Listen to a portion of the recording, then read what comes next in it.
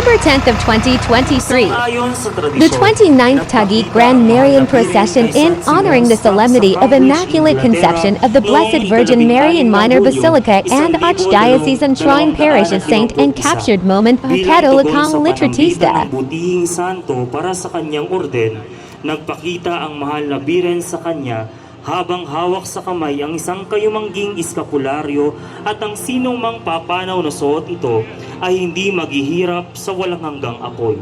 Ito ay tanda ng kaligtasan sa lahat ng mga panganib, pangako ng kapayapaan at pakikipagtipan. Tuwing Enero 29, ipinagdiriwang ng buong Kamaynilaan ang kanyang tradisyonal na kapistahan at tuwing Hulyo 16 naman ang dakilang kapistahan ni Maria sa kanyang titulong Birhen ng Carmelo. Ang titulo ng Birhen ay halos pareho ng apelyido ng tagapag-alaga ng Birhen na siyang nagbibigay gabay at inspirasyon sa simula pa lamang ng ito'y kanyang alagaan.